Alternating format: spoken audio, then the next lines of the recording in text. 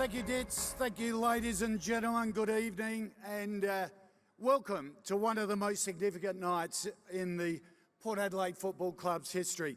How good was Rupert McCall? Unbelievable. Can I also acknowledge that the land we are meeting on is that of the Ghana people, and I respect their leaders past and present. Can I also recognise two icons of the club who are celebrating incredible milestones today. Nugget Reese, where are you, Nugget? Happy 75th birthday. You're a legend.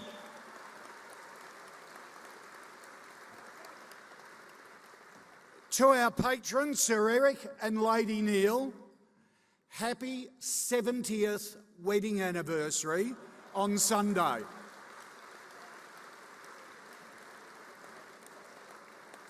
Wow. If you want to know their secret, go up and ask them. 70 years. Club's only 150 years. Bloody hell, it's incredible. Tonight, I have the pleasure of representing all of the former club administrators that have led our club with great distinction since 1870. To that end, it gives me great pleasure to welcome to the stage all of our former living chairmen and presidents, and I reserve a special welcome for Janine Jackson, the daughter of Big Bob McLean, and Stacey Seen, the daughter of Bruce Webber. Please welcome them all.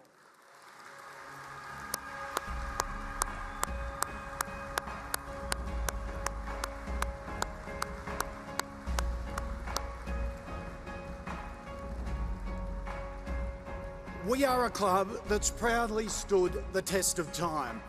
We've survived and prospered through federation, through 2 world wars, the Great Depression, and indeed as a foundation club of the SANFL, all of the great upheavals throughout the history of South Australian football. 150 years. Just think about it. We are significantly older than a lot of the world's biggest sporting clubs, the likes of Liverpool, Manchester United, Real Madrid, the New York Yankees, just to name a few. This is an amazing history. In this room of 1,600 people tonight, when I mentioned that to Bob Philp, he said they didn't have that many turn up for a Souths game, but so he's really impressed.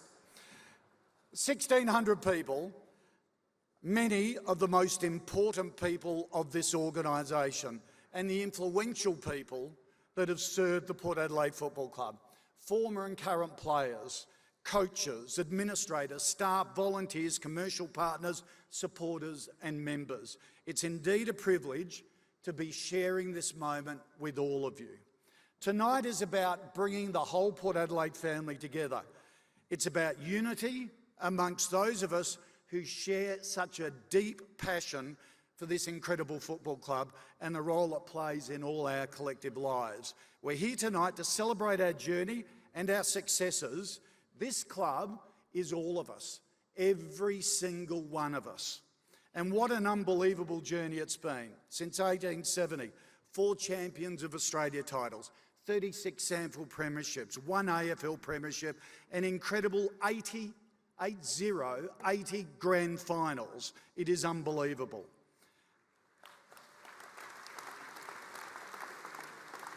But equally, we've had our battles, periods where the club has been challenged literally on its knees. Importantly tonight, we acknowledge that the heroes of the Port Adelaide Football Club are not only our premiership champions, they're also the people who sacrificed just as much to ensure our club endured through the most challenging times, to give us, the current custodians, the opportunity to build on this incredible legacy.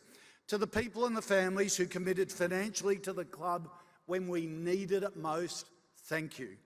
To the life governors who ensured our club stayed afloat in the 80s, many of you are here tonight, thank you. To Bruce Webber and his family who are here tonight and his board,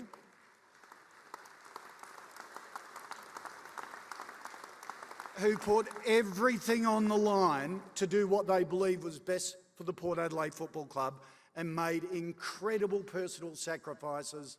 Thank you.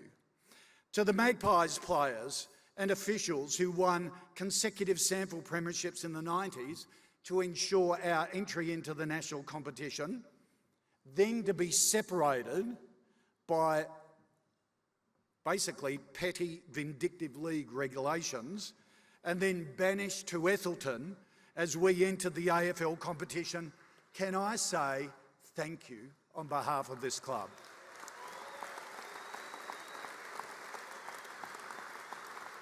So many outsiders have tried to tear us apart. In the end, absolutely none have succeeded, and the message will all be, you will never tear us apart. As we sit here, looking across the footbridge to the magnificent Adelaide Oval, we can reflect with pride on what AFL football has done for this city and our club. The climb to AFL glory was worth the fight. We achieved the ultimate victory in 2004. Don't worry, we'll be celebrating that big time a bit later tonight. But let's start at the beginning. 1870, John Hart was the founding father of this club and the son of a state premier. Mr. Hart and our first off-field leaders established what this club stood for. His successor was Robert Cruikshank, who became president in 1901 and led the club throughout to World War I, including the history-making undefeated Invincibles of 1914. And then there was Charles Hayter, who was Port Adelaide's post-World War I man of stability and strength. During his 22 years as secretary, the team played in 14 grand finals, won 5 premierships. His funeral was attended by more than 5,000 people who lined the streets of the port. In 1930, a big man called Bob McLean transferred from Norwood and was a member of our premiership team that year, playing through until 1948. In 1949, he became secretary and together with Foss Williams set about building the greatest legacy in Australian football, bar none, and the platform for the modern Port Adelaide Football Club. Not only did Big Bob oversee premiership dynasties across 3 decades, he built a powerful business off-field. He retired as full-time secretary in 1980, was then chairman until his retirement in 1989. An incredible 50 years of dedication to excellence and nothing less for this club. So to the McLean family, Janine and Sue and your families here tonight, thank you so much.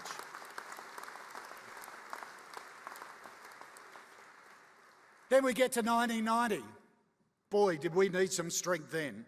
All through the 80s, our club was challenged financially and the drain of our players being recruited to the VFL clubs was crippling. Enough was enough. One man stood up, had the courage, had the vision to ensure there would be a Port Adelaide forever. That man was Bruce Webber. Without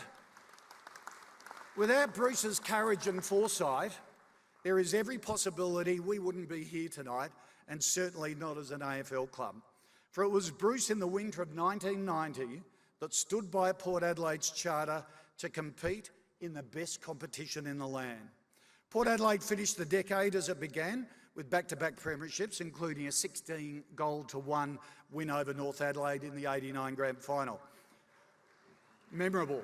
All the while, Port Adelaide was losing champion players: Greg Phillips, Bruce Abernathy, Craig Bradley, Greg Anderson, Martin Leslie, Dwayne Russell, all to the VFL competition. Bruce Webber knew something had to give, not only for the best interests of Port Adelaide, but for the best interests of South Australian football.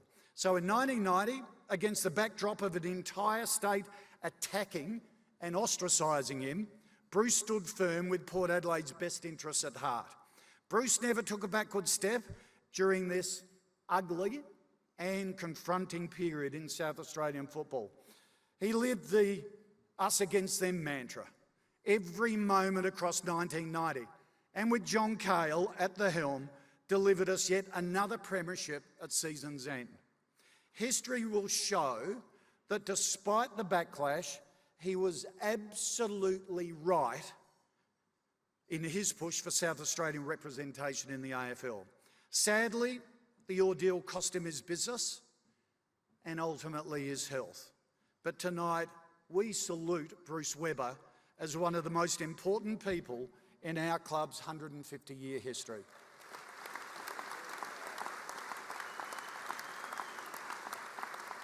To his daughters, Stacey and Jodie, sister Josephine, thank you for your father's legacy.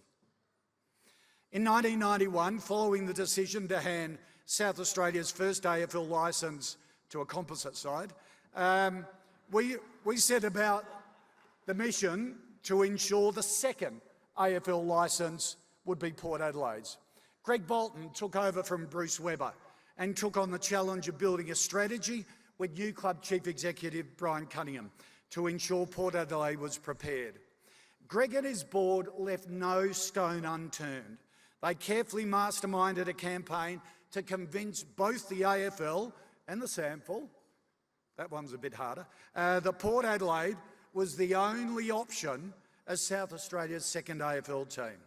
It was another brutal battle, but Greg and his board negotiated and managed key stakeholders expertly and put in a mountain of personal resources and time to ensure the Port Adelaide Football Club would rise to its rightful stage in the national competition, and ultimately an unforgettable premiership in 2004 under the guidance of coach Mark Williams.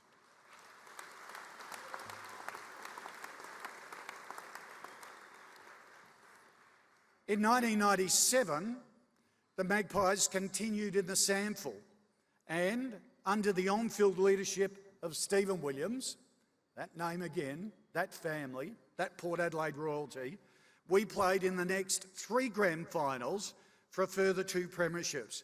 Incredible when you consider the obstacles, but the Magpie spirit fought through in the SANFL. Off the field, there was significant challenge. Rebuild a SANFL club, new home, new offices, new training base, supporter base to share with the growing AFL club, not insignificant obstacles. And they got through and succeeded. To the presidents, chairman and the directors who committed their time and passion to the Magpies through this decade, we owe you a significant debt. Thank you.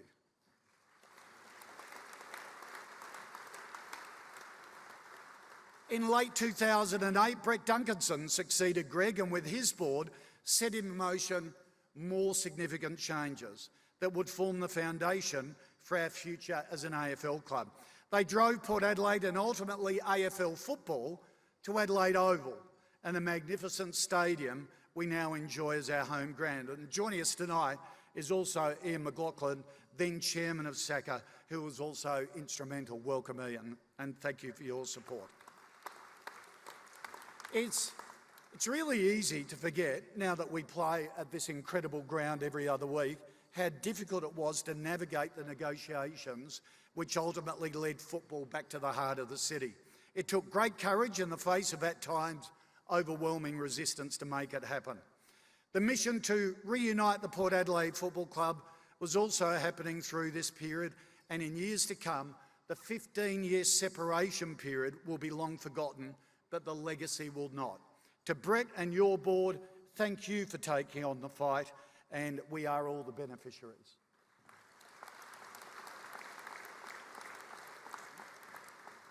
It's no stretch to say that without the personal sacrifices and for many their money, the Port Adelaide Football Club we have today, united with the SANFL Magpie soul intact and truly connected with our football future, would not exist. To all of you on stage, our deepest gratitude and thank you.